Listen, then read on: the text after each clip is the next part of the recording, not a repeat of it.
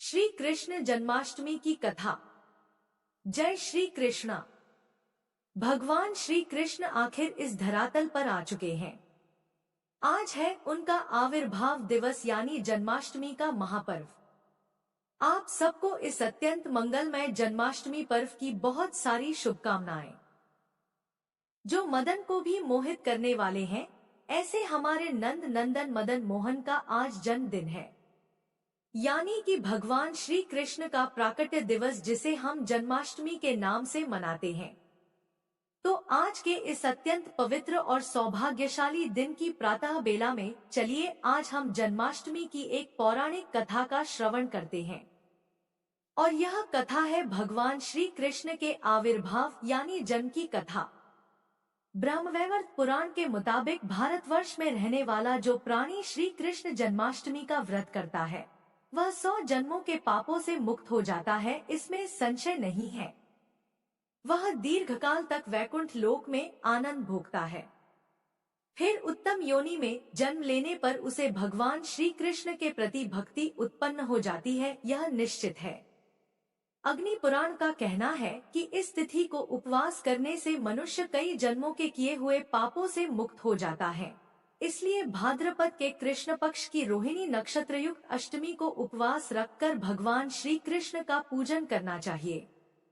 यह भोग और मोक्ष प्रदान करने वाला है। जन्माष्टमी का व्रत करने से संतान प्राप्ति, दीर्घायु और समृद्धि की प्राप्ति होती है। अब आइए श्रवण करते हैं जन्माष्टमी की पावन कथा। देवराज इंद्र के आग्रह करने पर देवर्षि नारद ने उन्हें श्री कृष्ण जन्माष्टमी की व्रत कथा बताते हुए इस प्रकार कहा है। देवराज इंद्र, द्वापर युग की बात है। उन दिनों मथुरा में उग्रसेन नाम के एक राजा थे। स्वभाव से तो वह बहुत सीधे साधे थे। यही कारण था कि उनके पुत्र कंस ने ही उनका राज्य हड़प लिया और स्वयं मथुरा का राजा बन बैठा। कंस की एक बहन थी जिनका नाम देवकी था। कंस अपनी बहन देवकी से बहुत प्रेम करता था। देवकी का विवाह वसुदेव से तय हुआ तो विवाह संपन्न होने के बाद कंस स्वयं ही रथ हाँकते हुए अपनी बहन को उनके ससुराल छोड़ने के लिए तैयार हुआ। स्कंद पुराण के अनुसार जब वह अपनी बहन को छोड़ने के लिए जा रहा था, तभी एक आकाशवाणी हुई कि जिस बहन को वह इतने स्नेह से विदा करने स्वयं ही जा रहा है, उसी बहन का 8वां पुत्र है कंस तेरा संहार करेगा। यह सुनते ही कंस क्रोधित हो गया तथा देवकी और वासुदेव को मारने के लिए जैसे ही आगे बढ़ा, तभी वासुदेव ने आगे बढ़कर कहा कि वह देवकी को कोई नुकसान ना पहुंचाए। वह स्वयं ही देवकी की 8वीं संतान कंस को सौंप देगा। इसके बाद कंस ने वासुदेव और देवकी को मारने के बजाय कारागार में डलवा दिया। कारागार में डालते ही देवकी ने कुछ समय के बाद 7 संतानों को जन्म दिया। कंस ने सभी को एक एक करके जमीन पर पटक कर मार दिया। इसके बाद जैसे ही देवकी फिर से गर्भवती हुई, तभी कंस ने कारागार का पहरा और भी कड़ा कर दिया। अब तो कंस को इतना भय लगने लगा कि उसने कारागार के भीतरी दरवाजों में बड़े बड़े मजबूत ताले लगवा दिए। दरवाजे के बाहर दैत्यों और राक्षसों को पहरेदारी के लिए नियुक्त कर दिया। कंस हर प्रकार से अपने प्राणों को बचाने का प्रयास कर रहा था। एक समय सिंह राशि के सूर्य में आकाश मंडल में जलाधारी मेघों ने अपना प्रभुत्व स्थापित किया। भादो मास के कृष्ण पक्ष की अष्टमी तिथि को घनघोर अर्धरात्रि थी। उस समय चंद्रमा भी वृष राशि में था। रोहिणी नक्षत्र बुधवार के दिन सौभाग्य योग से संयुक्त चंद्रमा की आधी रात में उदय होने पर आधी रात के उत्तर एक घड़ी जब हो जाए तो श्रुति स्मृति पुराणोक्त फल निसंदेह प्राप्त होता है। इस प्रकार बताते हुए देवर्षि नारद ने देवराज इंद्र से कहा, ऐसे विजय नामक शुभ मुहूर्त में श्री कृष्ण का जन्म हुआ और श्री कृष्ण के प्रभाव से उसी क्षण कारागार के दरवाजे स्वयं खुलते चले गए। द्वार पर पहरा देने वाले पहरेदार राक्षस सभी मूर्छित हो गए। देवकी ने उसी क्षण अपने पति वसुदेव से कहा, है स्वामी, आप निद्रा का त्याग कीजिए और मेरे इस 8वें पुत्र को गोकुल में ले जाइए। वहां इस पुत्र को नंदगोप की धर्मपत्नी यशोदा को दे दीजिए। उस समय यमुना जी अपने पूरे उफान पर थी। यमुना जी में भीषण बाढ़ आई हुई थी। किंतु जब वासुदेव जी बाल कृष्ण को एक सूप में लेकर यमुना जी को पार करने के लिए यमुना जी में उतरे, तो उसी क्षण कान्हा जी के चरणों का स्पर्श होते ही यमुना जी अपने पूर्व स्थिर रूप में आ गई। किसी प्रकार वासुदेव जी गोकुल पहुँचे और नंद बाबा के घर में प्रवेश करके उन्होंने अपना पुत्र तत्काल उन्हें दे दिया।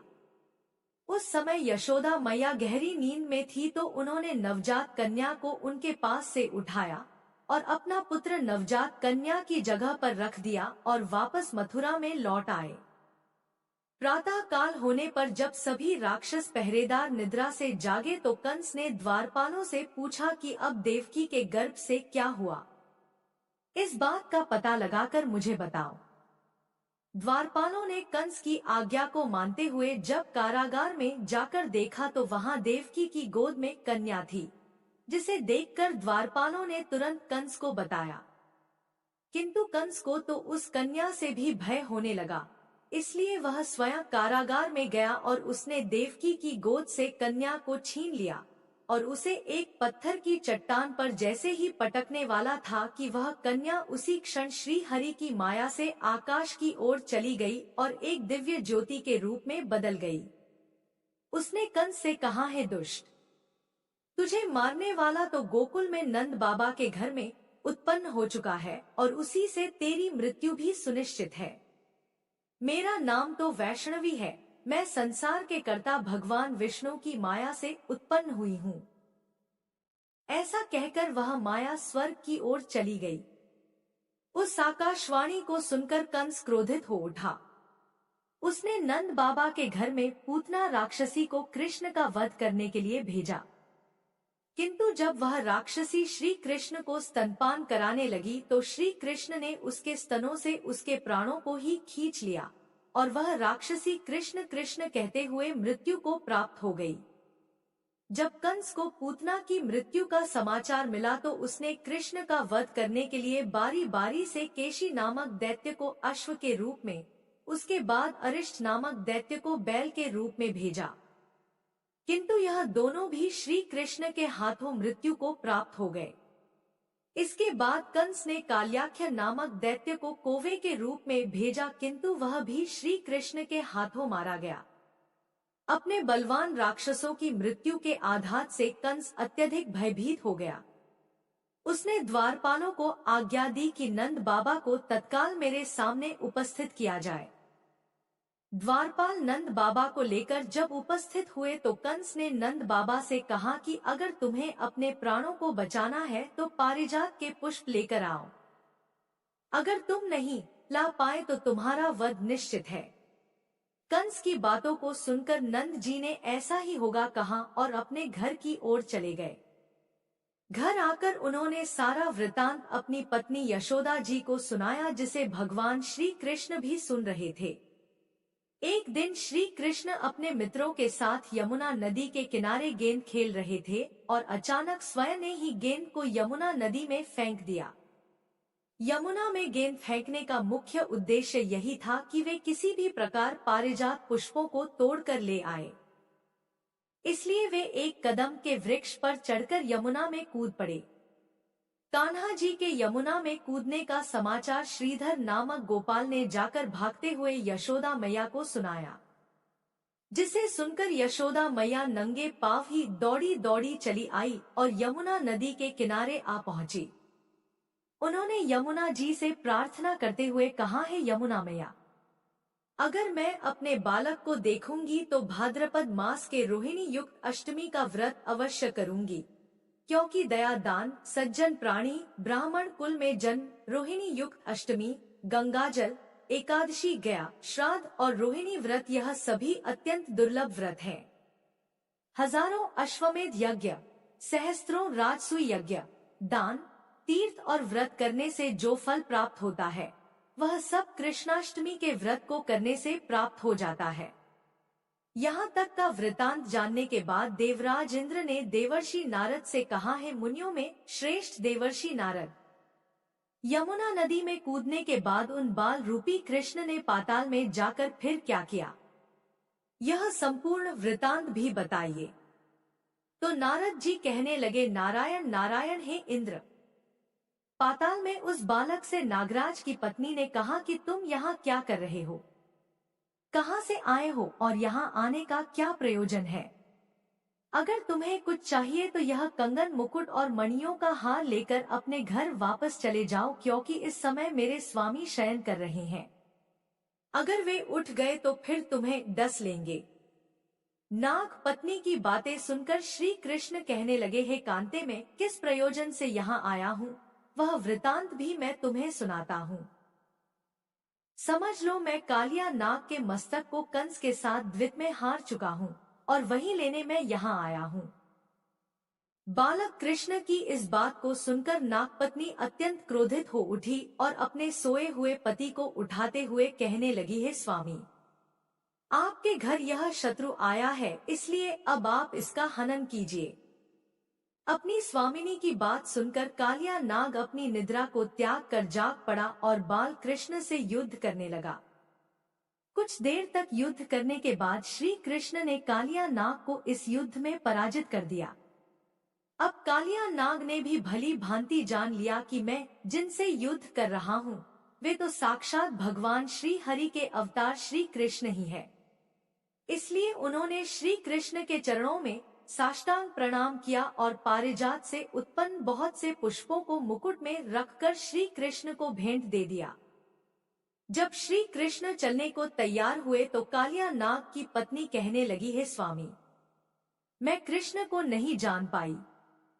हे जनार्दन, मंत्र रहित, क्रिया रहित, भक्ति भाव रहित मेरी रक्षा कीजिए। हे प्रभु, मेरे स्वामी, मुझे वापस दे दीजिए। तब श्री कृष्ण कहने लगे, हे सर्पणी, दैत्यों में जो सबसे बलवान है उस कंस के सामने मैं तेरे पति को ले जाकर छोड़ दूंगा नहीं, तो तुम अपने घर को चले जाओ। अब श्री कृष्ण कालिया नाग के फन पर नृत्य करते हुए यमुना जी के ऊपर आ गए। फिर कालिया की फंकार से तीनों लोग कंपायमान हो गए। अब कृष्ण कंस की मथुरा नगरी को चल दिए। वहां कमल पुष्पों को देखकर यमुना जी के मध्य जलाशय में वह कालिया सर्प भी चला गया। इधर कंस भी हैरान हो गया और श्री कृष्ण प्रसन्न होकर गोकुल वापस लौट आए। उनके गोकुल वापस लौट कर आने पर उनकी मैया यशोदा ने तरह तरह के उत्सव किए। अब देवराज इंद्र ने देवर्षि नारद से फिर पूछा, है महामुनि, संसार के प्राणी बालक श्री कृष्ण के आने पर अत्यधिक आनंदित हुए। आखिर श्री कृष्ण ने क्या क्या चरित्र किया और क्या क्या लीलाएं दिखाई, वह सभी आप मुझे बताने की कृपा कीजिए। तब देवर्षि नारद ने देवराज से कहा, है देवराज, मन को हरने वाला मथुरा नगर यमुना नदी के दक्षिण भाग में स्थित है। वहां कंस का महाबलशाही भाई चाणूर रहता था। उस चाणूर से श्री कृष्ण के मल्ल युद्ध की घोषणा की गई। हे इंद्र, श्री कृष्ण और चाणूर का मल्ल युद्ध अत्यंत आश्चर्यजनक था। चाणूर की अपेक्षा कृष्ण बाल रूप में भी थे। भैरी, शंख और मृदंग के शब्दों के साथ कंस और केशी इस युद्ध को मथुरा के जनसभा के बीच में देख रहे थे। श्री कृष्ण ने अपने पैरों को चाणूर के गले में फंसाकर उसका भी वध कर दिया। चाणूर की मृत्यु के बाद उनका मल्ल युद्ध केशी के साथ हुआ। अंत में केशी भी इस युद्ध में भगवान श्री कृष्ण के द्वारा मारा गया। केशी की मृत्यु के बाद मल्ल युद्ध देख रहे सभी प्राणी श्री कृष्ण की जय जयकार करने लगे। बाल कृष्ण द्वारा चाणूर और केशी का वध होना अब तो कंस के लिए अत्यंत हृदय विदारक हो गया। इसलिए उसने सैनिकों को बुलाकर उन्हें आज्ञा दी कि तुम सभी अस्त्र शस्त्रों से सुसज्जित होकर कृष्ण से अभी युद्ध करो। हे इंद्र, उसी क्षण श्री कृष्ण ने गरुड़, बलराम तथा सुदर्शन चक्र का ध्यान किया, जिसके परिणाम स्वरूप बलदेव जी सुदर्शन चक्र लेकर गरुड़ पर आरूढ़ होकर आ गए। उन्हें आता देख बालक श्री कृष्ण ने सुदर्शन चक्र को उनसे लेकर स्वयं ही गरुड़ की पीठ पर बैठकर न जाने कितने ही राक्षसों और दैत्यों का वध कर डाला और कितनों के शरीर अंगभंग कर दिए। इस युद्ध में श्री कृष्ण और बलदेव ने असंख्य दैत्यों का वध भी किया।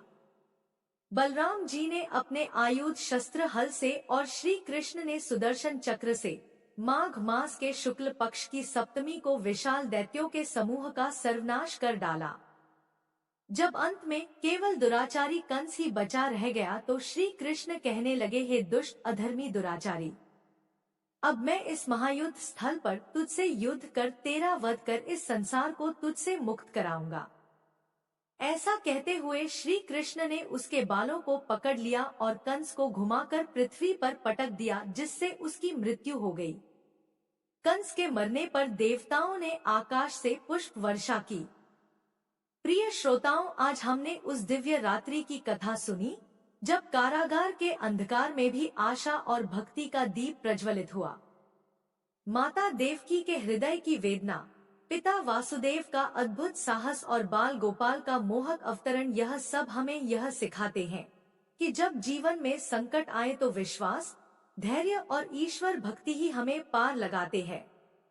भगवान श्री कृष्ण का जन्म केवल मथुरा में ही नहीं हुआ था, बल्कि हर उस हृदय में हुआ जो प्रेम, सत्य और करुणा से भरा हुआ है। आज भी जब हम उनका नाम स्मरण करते हैं, राधे कृष्णा कृष्णा कृष्णा राधे राधे, तो हमारे भीतर की नकारात्मकता नष्ट होती है और जीवन में आनंद का संचार होता है।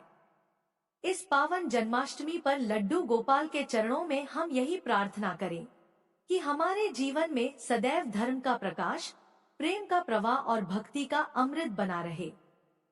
सभी के घर आंगन में सुख, शांति और समृद्धि का वास हो और श्री कृष्ण की वंशी की मधुर धुन आपके जीवन को आनंदमय बनाती रहे। एक बार प्रेम से बोलिए, जय श्री कृष्णा, राधे राधे। अब आइए अंत में श्रवण करते हैं भगवान श्री कृष्ण और मैया यशोदा की अलौकिक कथा। एक बार यशोदा मैया प्रभु श्री कृष्ण के उलाहनों से तंग आ गई और छड़ी लेकर श्री कृष्ण की ओर दौड़ी। जब प्रभु ने अपनी मैया को क्रोध में देखा तो वह अपना बचाव करने के लिए भागने लगे। भागते भागते श्री कृष्ण एक कुम्हार के पास पहुँचे। कुम्हार तो अपने मिट्टी के घड़े बनाने में व्यस्त था, लेकिन जैसे ही कुम्हार ने श्री कृष्ण को देखा तो वह बहुत प्रसन्न हुआ। कुम्हार जानता था कि श्री कृष्ण साक्षात परमेश्वर हैं। तब प्रभु ने कुम्हार से कहा कि कुम्हार जी, आज मेरी मैया मुझ पर बहुत क्रोधित है। मैया छड़ी लेकर मेरे पीछे आ रही है। भैया, मुझे कहीं छुपा लो। तब कुम्हार ने श्री कृष्ण को एक बड़े से मटके के नीचे छिपा दिया। कुछ ही क्षणों में मैया यशोदा भी वहां आ गई और कुम्हार से पूछने लगी, क्यों रे कुम्हार, तूने मेरे कन्हैया को कहीं देखा है क्या? कुम्हार ने कह दिया, नहीं मैया, मैंने कन्हैया को नहीं देखा। श्री कृष्ण ये सब बातें बड़े से घड़े के नीचे छुपकर सुन रहे थे। मैया तो वहां से चली गई। अब प्रभु श्री कृष्ण कुम्हार से कहते हैं, कुम्हार जी, यदि मैया चली गई हो तो मुझे इस घड़े से बाहर निकालो। कुम्हार बोला, ऐसे नहीं प्रभु जी, पहले मुझे 84 लाख यानियों के बंधन से मुक्त करने का वचन दो। भगवान मुस्कुराए और कहा, ठीक है, मैं तुम्हें 84 लाख योनियों से मुक्त करने का वचन देता हूँ।